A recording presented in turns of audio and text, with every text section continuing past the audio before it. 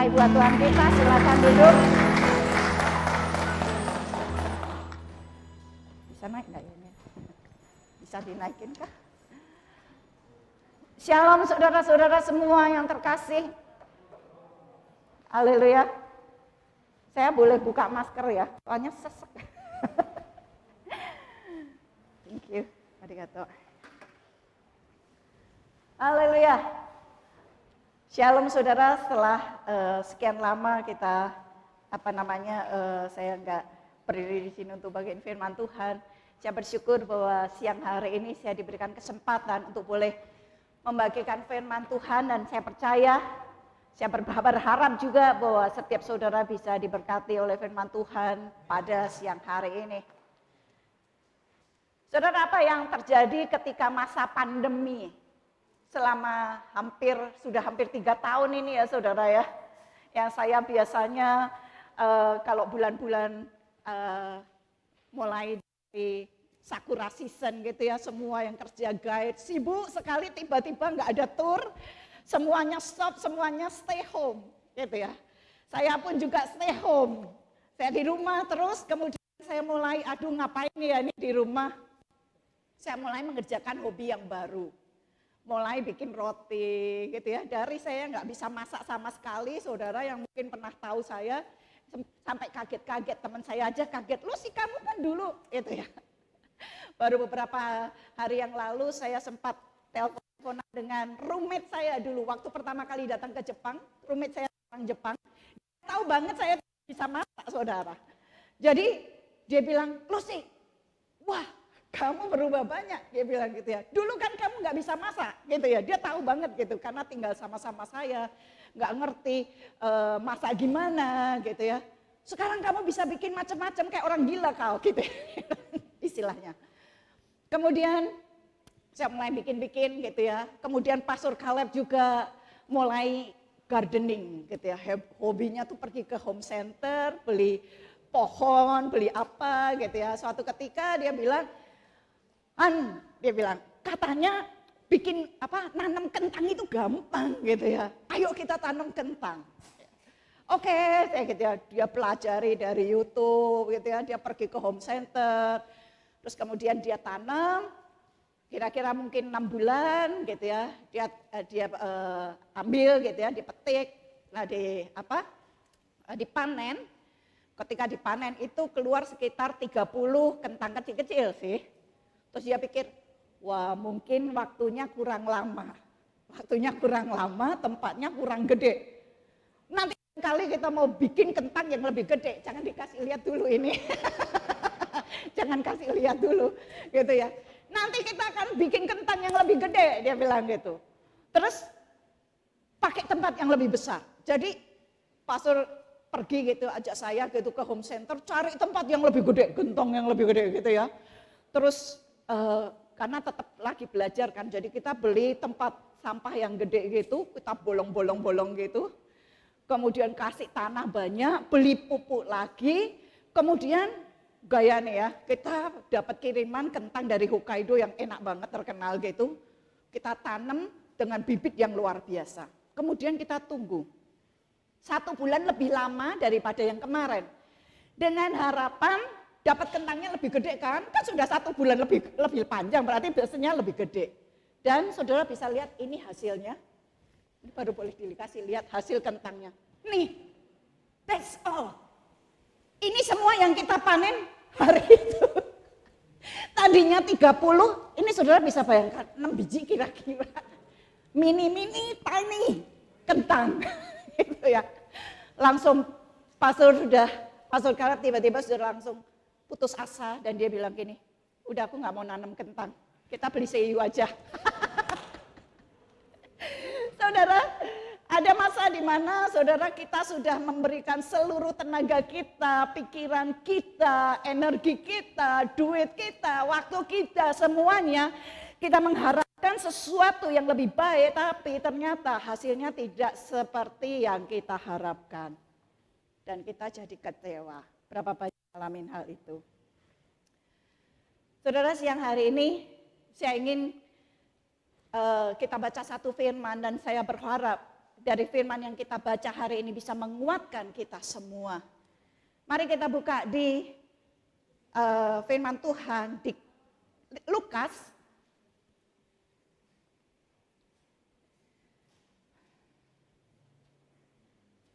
Lukas pasal yang kelima. Somehow saya punya ini stuck. Lukas yang pasal kelima. Kita baca bersama-sama Lukas pasal yang kelima ayat yang pertama sampai ayat yang ke-7. Ayat yang ke-7 aja saudara ya. Lukas pasal yang kelima ayat pertama sampai ayat yang ke-7 kita baca bersama-sama. 1, 2, 3. Pada suatu kali Yesus berdiri di pantai Danau Genesaret. Sementara orang banyak mengerumuni dia hendak mendengarkan firman Allah. Ayat 2, ia melihat 2 perahu di tepi pantai. Nelayan-nelayannya telah turun dan sedang membasuh jala. Ia naik ke dalam salah satu perahu itu, lalu perahu Simon yang menyuruh dia mendorong perahunya sedikit jauh dari pantai. Lalu ia duduk dan mengajar orang banyak dari atas perahu. Setelah selesai bicara, ia berkata kepada Simon, bertolaklah ke tempat yang dalam dan tebarkanlah jalamu untuk menangkap ikan. Simon menjawab, Guru, telah sepanjang malam kami bekerja keras dan kami tidak menangkap apa-apa. Tetapi karena perkataanmu itu, aku akan menebarkan jala juga. Setelah mereka melakukannya, mereka menangkap sejumlah besar ikan sehingga jala mereka mulai koyak. Lalu mereka memberi isyarat kepada teman-temannya di perahu yang lain supaya mereka datang membantunya. Mereka pun datang lalu bersama-sama mengisi kedua perahu itu dengan ikan sehingga hampir tenggelam. Nah, saudara, sampai di sini dulu pembacaan firman Tuhan. Saya ingin kita masing-masing kita bisa membayangkan ya. Kita ingin membayangkan situasi dan kondisi pada saat itu. Saya boleh minta beberapa orang untuk maju ke depan. Yuk, buruan. Kenji, sini Kenji. Boleh siapa? Andre, Niko, Shota, anybody. Maju ke depan. Ya, boleh. Lebih banyak silahkan. Ayo. Boleh Ferry, Chandra juga boleh. Ya, Kenji sini Kenji. Ya. Harry, ini boleh semua boleh banyak. Ke satu gereja maju semua nanti repot ya, nggak ada yang lihat nanti ya. Saudara bisa membayangkan pada saat itu, kalau misalnya saudara saat ini ya saudara ya, tiba-tiba di tengah-tengah kita ini datang presiden kita, Presiden Jokowi di tengah-tengah kita. Kira-kira saudara ngapain? Tetap bisa duduk manis seperti ini? Enggak lah. Ini saya kasih contoh ya. Ini orang ganteng ini. Calon selebritisnya ya. Saudara kalau mau tanda tangan sekarang aja mumpung masih gratis. Anggap tuh, ini Kenji ini suaranya udah bagus, ini singer yang luar biasa. Ya, pemain nyanyi suaranya bagus banget. Dengerin dia nih datang di sini. Ini fans-fansnya kira-kira mau ngapain? Ayo kasih tunjuk dong. Masa gini-gini? Dari sini? Oh ya, praktekin. Mau ngapain? Foto ya, kasih tunjuk. Wah, gitu. Yang lain ngapain? Diam aja, cuma lihat-lihat dari jauh. Ngapain? Gitu ya. Dia bilang, Kenji, foto. Gitu kan, mau apa? Upload gitu kan. Biasa kan sekarang kan Instagram, Facebook, apa gitu kan. Wah, gue sudah foto nih sama orang keren gitu kan ya saudara ya, betul enggak? Iya. So pada saat itu saudara bayangkan Yesus. Dia di sini dikatakan bahwa dikerumuni, kalau di dalam bahasa Inggris itu dikatakan bukan orang banyak mengerumuni tapi they pressed in on. Artinya apa? Bersama dorong-dorongan gini loh. Karena itu saudara kalau ngelihat di video, di TV, di news, kalau ada selebritis biasanya ada apa? Ada bodyguard. Gini kan, supaya apa? Kalau enggak dia didorong-dorong, bukan didorong gini ya, semuanya orang mau gini-gini kan, mau pegang-pegang. Wah mau foto, tarik sana, diajak foto lah, kayak gitu. Nah ini yang di tengah-tengah mereka itu adalah Yesus. Dikerumuni dengan begitu banyak orang, sampai Yesus itu terdesak. Sebagian mungkin teriak-teriak, Yesus, Yesus. Sebagian mungkin mau jamah seperti perempuan yang sakit pendarahan, saudara tahu? Yang dia cari di tengah-tengah kerumunan berusaha. Asal ku jamah aja bajunya, aku bisa sembuh. Mungkin ada orang yang kepengen jamah jubahnya Yesus. Ada orang yang mau foto. Ada orang yang mau didoakan, ditumpangin tangan sama Yesus. Begitu banyak orang mengerumuninya. Sampai akhirnya dia di pinggir danau Genesaret. Thank you. Arigato. Thank you. Kasih tepuk tangan dulu sama mereka. Saudara, kenapa mereka mengikuti Yesus? Kenapa mereka mengurumuni Yesus? Karena saudara, di mana Yesus berada, di situ orang sakit disembuhkan. Orang buta melihat.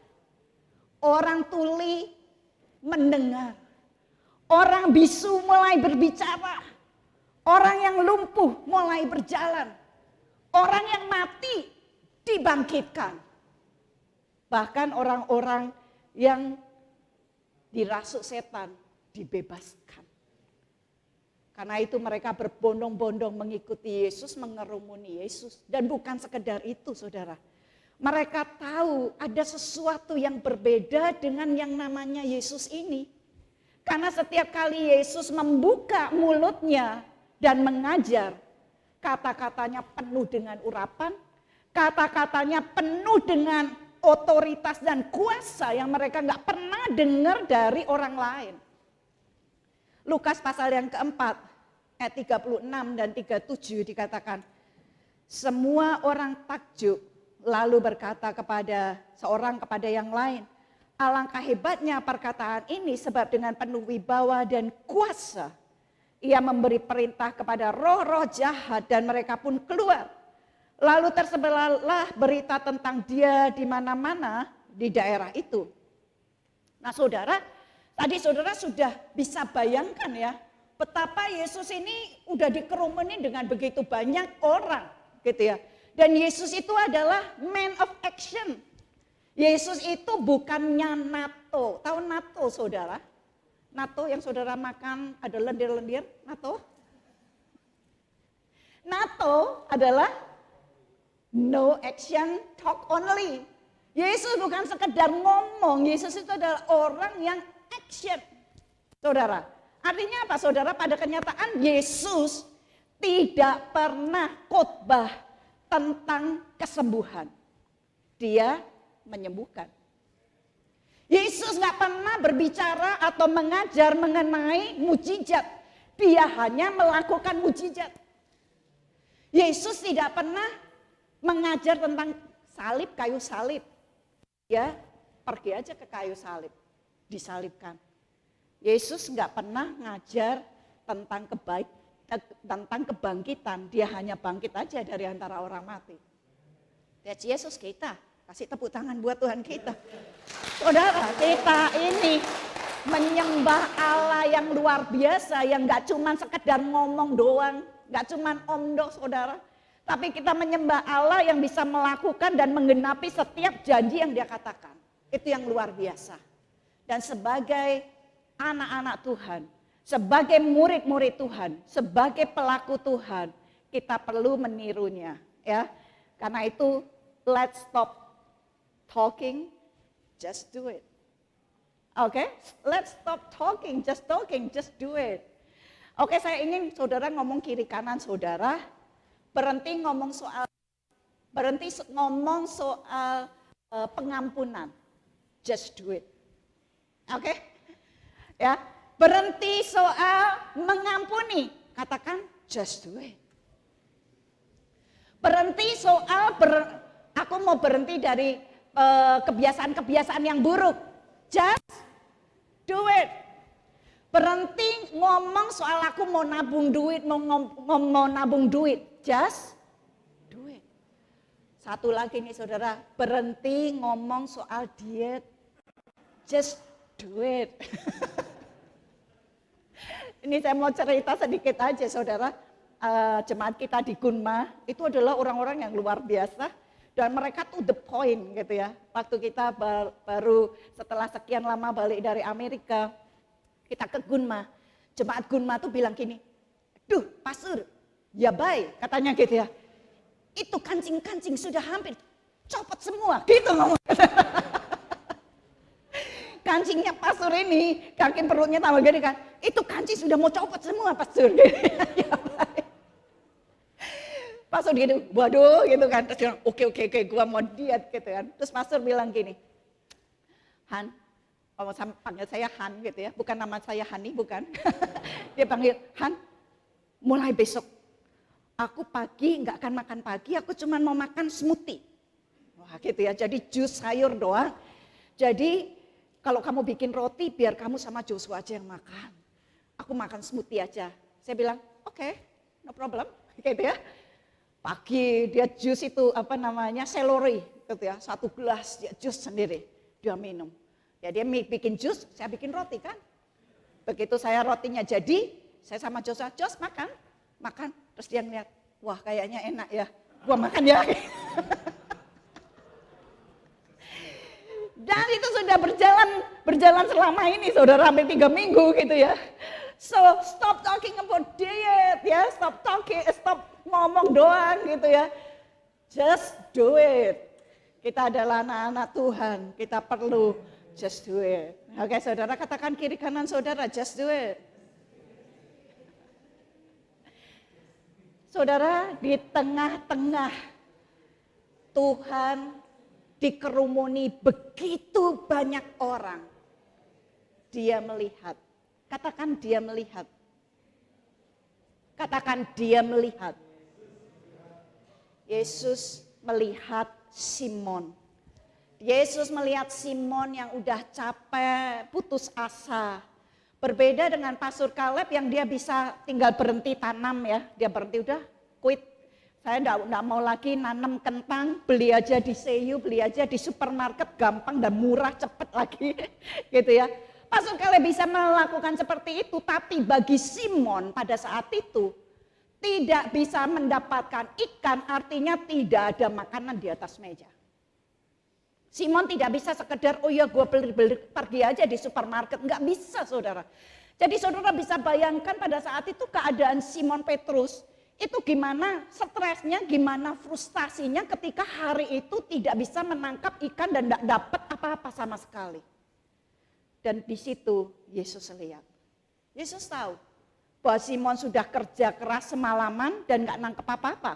Yesus tahu Simon sudah putus asa dan menyerah untuk menjala ikan di hari itu. Makanya tadi tertulis di ayat tersebut bahwa para nelayan mulai membasuh jalannya. Artinya mereka sudah finish, hari itu sudah selesai. Dan Yesus melihat ada perahu yang ditinggalkan.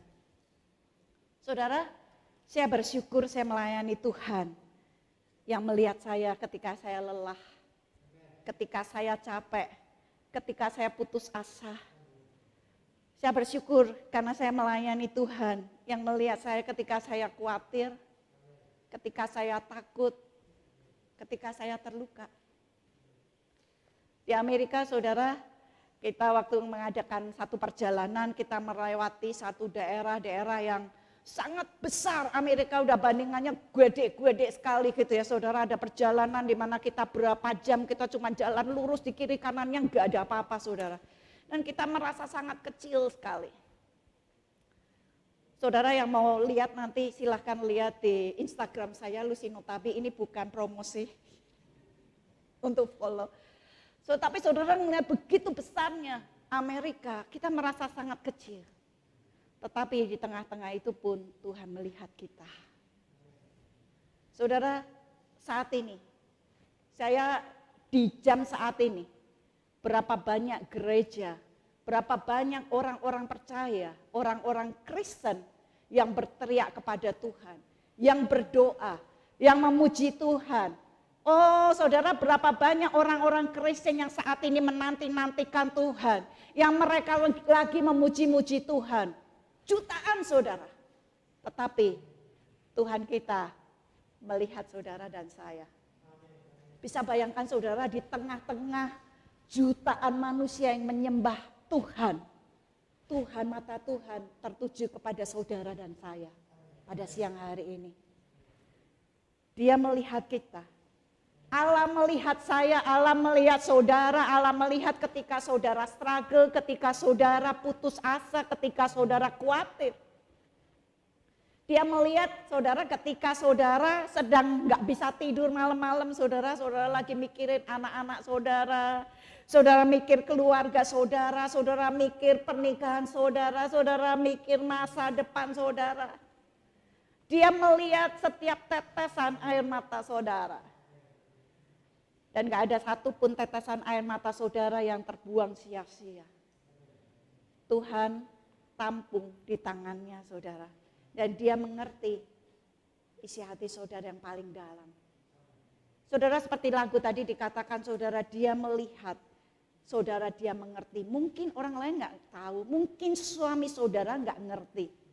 Istri saudara mungkin gak ngerti. Anak-anak saudara mungkin gak ngerti. Orang tua saudara nggak ngerti, sahabat Anda nggak ngerti, pastor Anda nggak ngerti apa yang menjadi beban dan pergumulan saudara, perasaan saudara, pikiran saudara saat ini.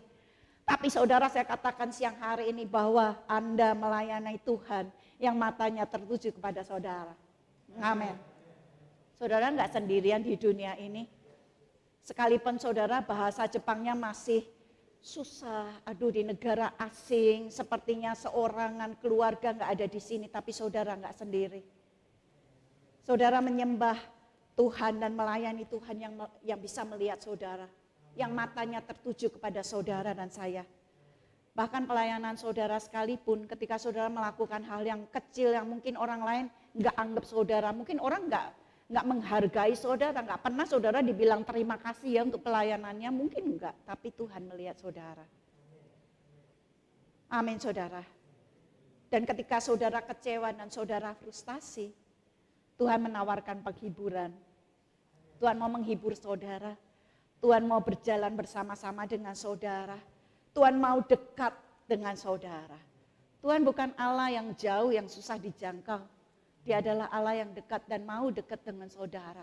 Amin saudara. Hari ini adalah Father's Day. Happy Father's Day buat semua ayah di sini. Boleh angkat tangan yang menjadi fathers di sini, bapak-bapak. Ada 1, 2, 3, 4, 5, 6. 6 saja kah? 7, 8 mungkin. Saya ingin menguatkan para bapak-bapak di tempat ini. Mungkin Anda kecewa karena Anda merasa sudah kerja keras tapi nggak dihargai. Mungkin Anda menyalahkan diri Anda sendiri juga atas apa yang terjadi pada anak-anak saudara. Aduh, seandainya aku melakukan ini, seandainya aku melakukan ini, mungkin situasi bakalan berubah. Welcome to the board, saudara. Kita bersyukur saudara, tapi bahwa Tuhan kita adalah Tuhan yang luar biasa. Kita nggak perlu ngoyo untuk menjadi orang tua yang sempurna. Karena Roh Kudus yang akan menyempurnakan kita. Amin saudara. Kasih karunia Tuhan cukup bagi kita di dalam segala kekurangan dan kelemahan kita. Seringkali saudara, kita ini berusaha untuk menyembunyikan masalah kita. Kita berusaha untuk menyembunyikan kelemahan kita. Kenapa saudara? Kita ini takut orang lain nggak terima kita. Kalau mereka tahu masalah kita, mereka mungkin nggak mau terima kita kalau mereka melihat kelemahan kita. Karena itu kita ingin menunjukkan kepada semua orang kalau kita ini baik-baik aja. Karena itu saudara, biasanya saudara termasuk di dalam gereja, begitu nyampe di pintu gereja langsung pasang topeng smiley face. Betul saudara? Mungkin di rumah lagi berantem. Mungkin lagi dalam pikirannya, aduh tagihan duitnya nih, tagihan. Oh udah hari tua nih. Mungkin untuk anak yang sekolah, aduh kiriman bapak belum datang. Besok harus bayar uang sekolah. Atau besok ujian gimana. Atau mungkin ujiannya gagal gimana, nilainya gak bagus. Saudara ada pikiran, tapi begitu sampai di gereja langsung tutup pakai topeng, smiley face. Waktu ditanya, apa kabar? Baik. Gitu kan? Mana ada saudara ditanya, apa kabar? Gak baik. Rata-rata semua kalau ditanya, apa kabar? Shalom, baik. Gitu kan? Gak peduli kalau nanti pulangnya berantem lagi suami istri. Atau tadi di tengah jalan berantem, saudara. Saudara, namun it is okay to be not okay. Tahu saudara, it is okay to be not okay. Bagi saudara yang hobi drakor biasanya tahu it is okay to be not okay. Judul itu ya saudara ya. Karena apa saudara, nggak ada keluarga yang sempurna. Tidak ada orang tua yang sempurna. Tidak ada ayah yang sempurna. Tidak ada ibu yang sempurna. Tidak ada anak-anak yang sempurna. Tidak ada pernikahan yang sempurna. Tidak ada gereja yang sempurna, bahkan tidak ada pendeta yang sempurna, tidak ada pelayanan yang sempurna. Seringkali kita menaruh pengharapan, mengharapkan bahwa kalau keluarga pendeta harus sempurna. Tidak boleh salah, ngomong sedikit aja langsung, gitu kan. Pendeta kayak gitu, istrinya kayak gitu, kayak gitu, harus sempurna. Gak ada yang sempurna saudara, gereja pun tidak ada yang sempurna. Yang ada apa saudara? Lebih baik. Lebih baik bukan lebih baik dari tetangga loh saudara ya. Lebih baik dari kemarin. Saya adalah ibu yang lebih baik dari kemarin. Saudara adalah pelajar yang lebih baik dari kemarin. Saudara adalah bapak yang lebih baik dari kemarin. Gereja kita adalah gereja yang lebih baik dari kemarin. Amin saudara. Tuhan, kadang-kadang saya pun merasa saudara ya, kadang-kadang saya sendiri secara pribadi merasa mungkin Tuhan gak bisa pakai saya lah karena kelemahan saya. Saya merasa gak cukup baik, saya gak merasa cukup layak untuk melayani Tuhan. Tapi seringkali justru Tuhan bekerja lebih baik dalam kelemahan kita daripada di dalam kelebihan kita.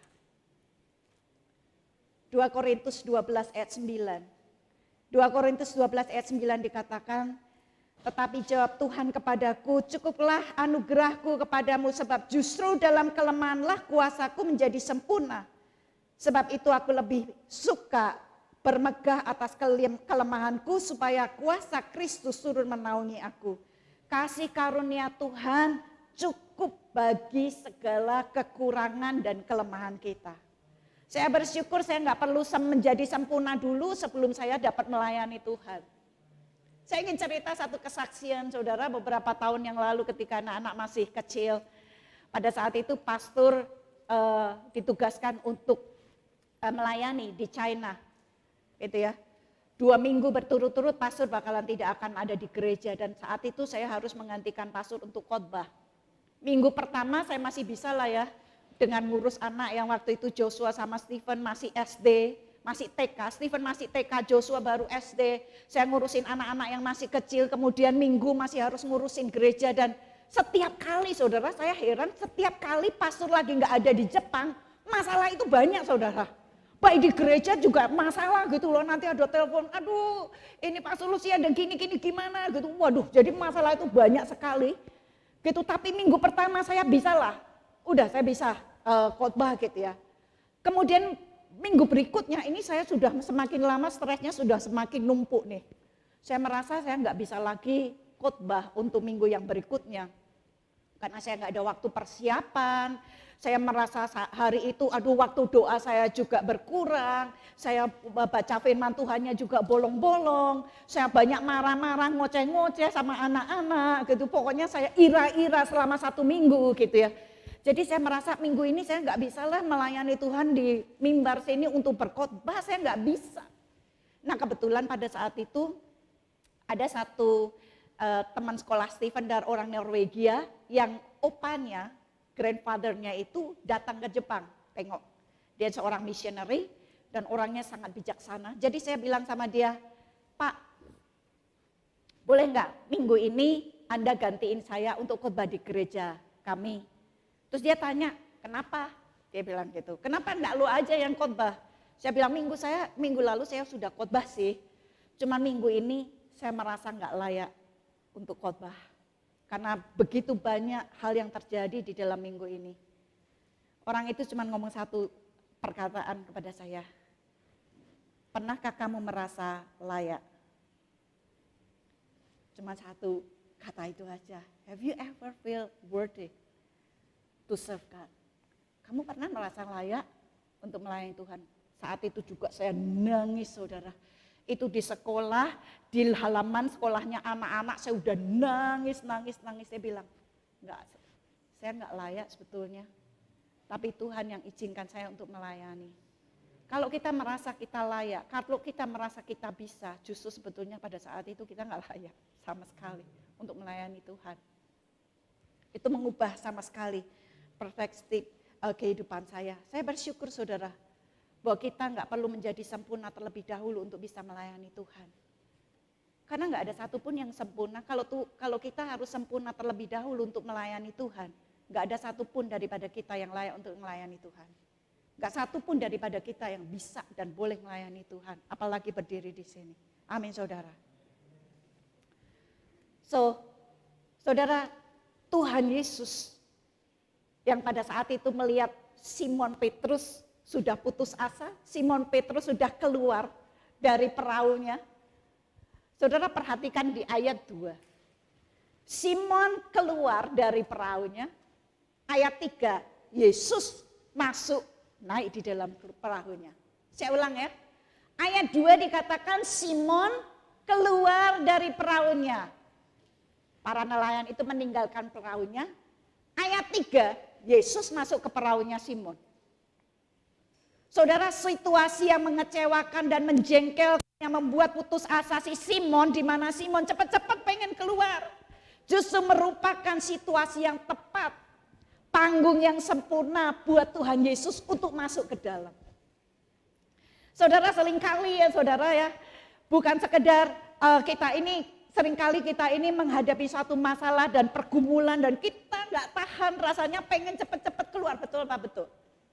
Kalau saudara mengalami masalah, saudara mengalami pergumulan, rasanya cepet-cepet, aduh kalau bisa nih cepet-cepet selesai masalah ini, gitu ya, pengen segera keluar dari masalah itu. Tapi justru disitulah tempat yang tepat bagi Tuhan untuk bisa masuk dan mengambil alih. Amin saudara.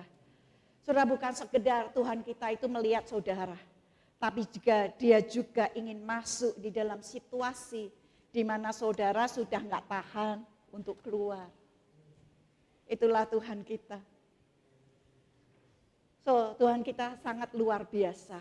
Dan Tuhan kita adalah Allah yang maha kuasa. Dia melihat kehidupan manusia dari awal sampai akhir. Dia tuh melihat saudara ketika saudara dalam kandungan saudara, ketika saudara masih kecil, sampai saudara remaja, sampai akhir hidup saudara. Tuhan itu ngelihat. Dan Dia tahu setiap kejadian-kejadian yang saudara alami dulu, kejadian-kejadian yang saudara alami sekarang, kejadian-kejadian yang saudara akan alami nanti, yang kemudian Tuhan melihat. Bahkan Tuhan pun tahu tanggal berapa, jam berapa, di mana saudara akan mengambil keputusan yang bodoh. Tuhan tahu. Tuhan tahu semuanya, Dia adalah Allah yang maha tahu. Karena itu bukankah Tuhan seringkali kasih kita warning, gitu ya. Paling sering ngalamin gini saudara, pergi belanja, gitu kan, saya mau ngambil barang, dalam hati sudah bilang, gak usah beli itu. Tapi dalam pikiran, saya perlu, saya beli. Sampai di rumah, ya ampun aku punya barang yang sama nih, 2 biji. Atau mungkin setelah beli, saudara ngeliat, aduh tagihannya, pengeluarannya lebih gitu. Pernah ngalamin hal yang sama dengan saya? Tuhan sudah mau kasih tahu kita dalam segala hal, udah jangan ngomong itu, udah stop, tutup mulut. Tapi kita pakai pikiran kita, oke lah gitu ya. Kita mengambil keputusan-keputusan yang enggak tepat. Seringkali itu terjadi, Allah kita tahu. Dan di dalam maha ketahuan Tuhan, Tuhan tahu bahwa Simon akan menjala ikan semalaman dan gak nangkep apa-apa saudara. Kenapa sih Tuhan izinkan Simon menjala ikan tapi tidak mendapatkan apa-apa. Saudara bayangkan jika hari itu Simon pergi menjala ikan, kemudian ada ikan, dapat ikan di dalam perahunya. Kira-kira apa yang terjadi saudara? Ada ikan di dalam perahunya dia, ikannya loncat-loncat sana sini. Kira-kira ada nggak tempat untuk Yesus masuk ke dalam perahunya? Nggak ada. Perahunya sudah penuh dengan ikan, sudah ada ikannya. Yesus mau masuk pun susah di daerah situ. Justru karena perahu Simon kosong saudara, Yesus dapat memenuhinya dengan banyak ikan, lebih banyak daripada yang bisa dia tangkap dengan kekuatannya sendiri. Saudara, jika talenta saudara selalu cukup, jika koneksi saudara selalu cukup, jika diploma saudara selalu cukup, jika pendidikan saudara selalu cukup, jika bakat saudara selalu cukup, jika duit saudara cukup, saudara nggak akan punya space untuk Tuhan. Saya ulangi sekali lagi ya saudara ya.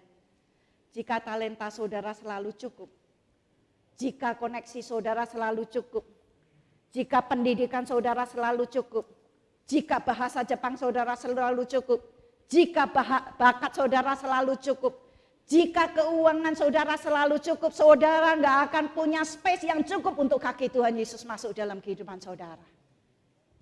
Amin saudara, justru karena kita dalam keadaan kosong, nggak cukup, kita butuh Tuhan. Amin saudara. Wow, ini sesuatu yang luar biasa sekali. Allah kita adalah Allah yang luar biasa. Di dalam kelemahan kita, justru Dia mau memberikan yang cukup bagi kita. Mungkin saudara yang pernah ke rumah kami, saudara pernah dengar cerita daripada Pastor Kaleb bagaimana kita mendapatkan rumah. Ketika itu kami hampir membeli rumah, membeli satu tanah, di mana tanahnya cuma 100 meter persegi di situ. Kemudian kita sudah bayar waktu itu dengan kekuatan kita. Kemudian kita pergi ke tempat teman kita, seorang India, seorang misionaris dari India yang membeli rumah. Begitu kita lihat rumahnya bagus banget gitu saudara. Terus kita bilang, kita juga baru tadi bayar uang untuk beli tanah 100 meter persegi, kita bilang gitu ya. Terus orangnya cerita gini, Kaleb, tahu nggak cerita ini?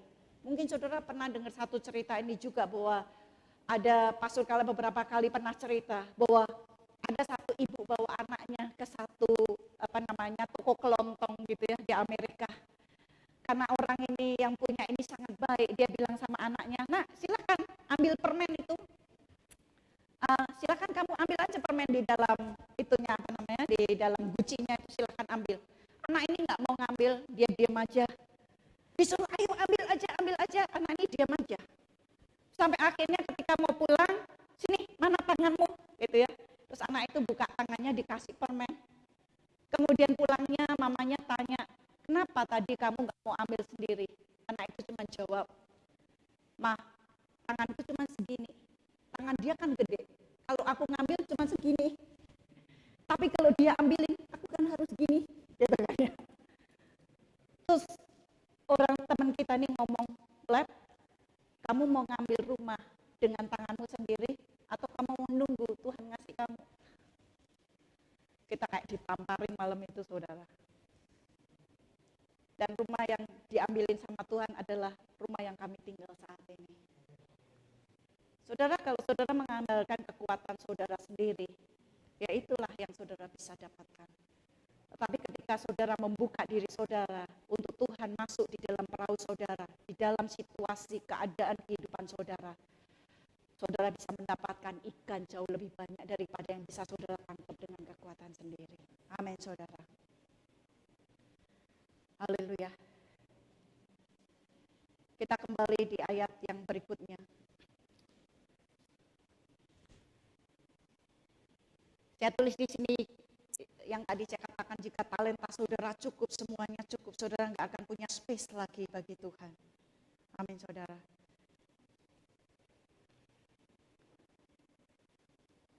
Mungkin Tuhan membiarkan saudara kecewa dengan impian-impian saudara karena Tuhan ingin memberikan impian yang lebih besar. Saya pernah katakan yang sama, kekecewaan Anda yang terbesar bisa jadi awal mujizat saudara yang terbesar. Hari ini saudara mari datang kepada Tuhan apa adanya. Gak perlu pasang topeng seolah-olah semuanya baik-baik. Nyatakan semua isi hati Anda, perasaan Anda, kekhawatiran Anda, ketakutan Anda, rasa bersalah Anda. Dan biarkan Tuhan ambil alih semuanya. Amin saudara. Nah saudara, Tuhan menyuruh Simon untuk melemparkan jala. Ya, tadi di ayat berapa saudara?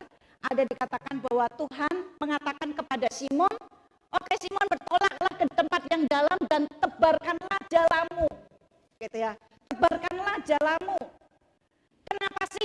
Tuhan kan sudah tahu Simon itu capek semalaman nebar-nebarin jala gitu. Apakah Tuhan itu gak sanggup? Suruh aja ikan, kan masuk. Ayo kan masuk. Ya, gitu kan ya. Ikan kan masuk gitu kan. Oh kalau Tuhan perintahkan bisa gak ikan masuk ke dalam perahu? Bisa.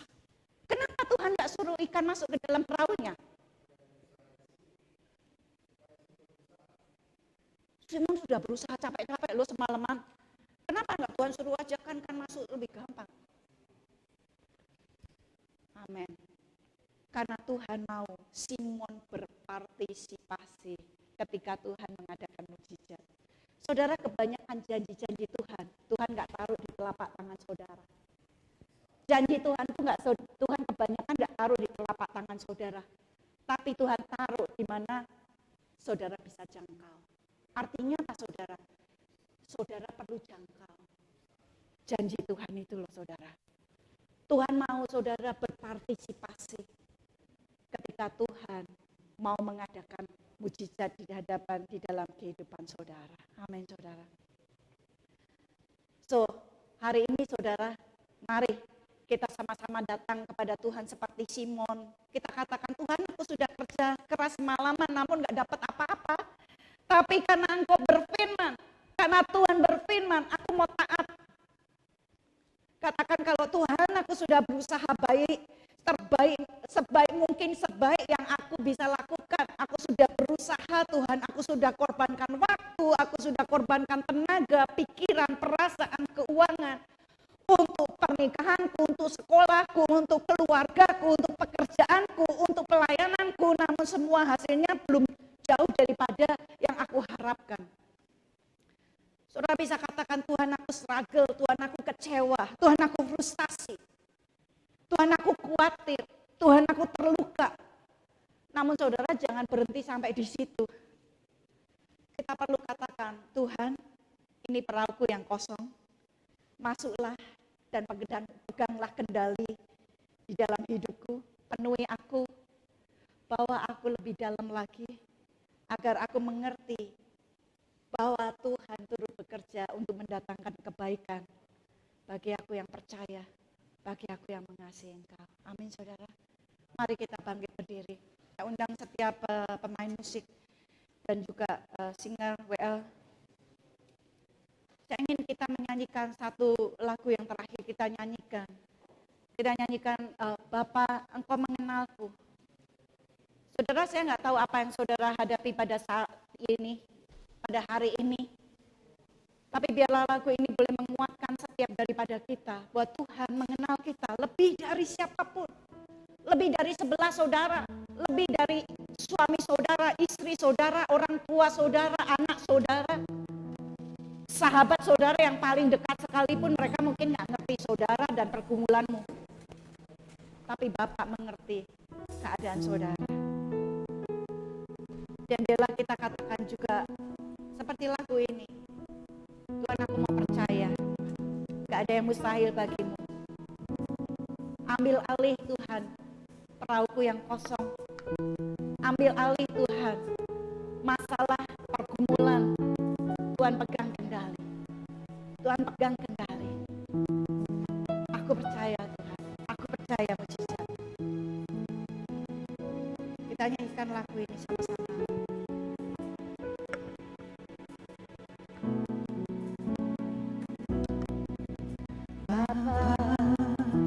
Engkau mengenalku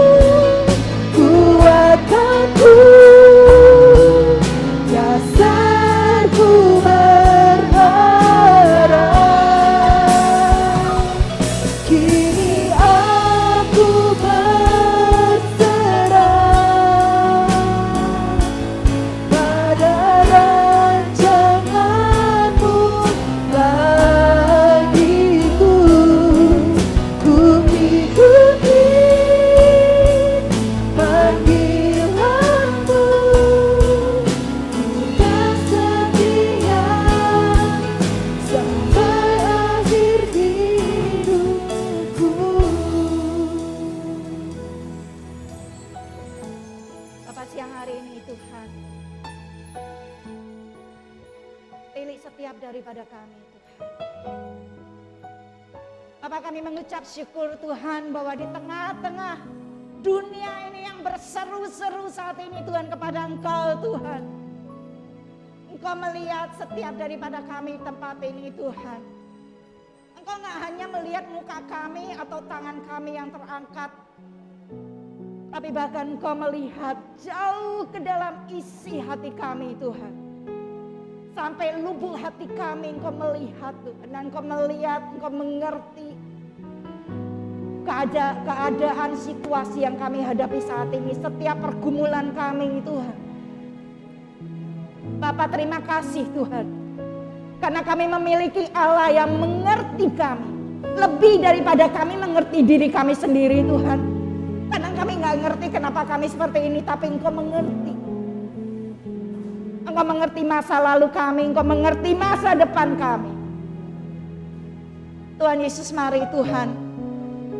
Seperti Engkau bisa memakai perahu Simon yang kosong, yang sudah ditinggalkan. Engkau bisa memakai kami Tuhan ke situasi yang kami hadapi ini Tuhan. Untuk sesuatu yang luar biasa. Bapak, ketika kami putus asa, ketika kami sudah mau give up Tuhan, Tuhan masuk. Mari Tuhan, Engkau ambil alih kendali. Dan Tuhan, kami bersyukur Tuhan, bahwa Engkau adalah Allah yang penuh kasih. Terima kasih Tuhan Yesus. Terima kasih Tuhan bahwa di dalam kelemahan kami, di dalam segala keadaan kami saat ini pun Tuhan, Engkau masih mau memakai kami untuk menyatakan mujizat-Mu di dalam kehidupan kami. Terima kasih Tuhan Yesus. Tuhan terus berbicara kepada setiap daripada kami. Hamba-Mu gak tahu Tuhan apa yang saudari-saudariku saat ini Tuhan alami, yang mereka doakan, yang mereka gumulkan. Tapi biarlah Tuhan kami terus menaruh percaya kami kepada Engkau Tuhan. Terima kasih Tuhan di dalam nama Tuhan Yesus Kristus. Mari yang percaya katakan sama-sama. Amin.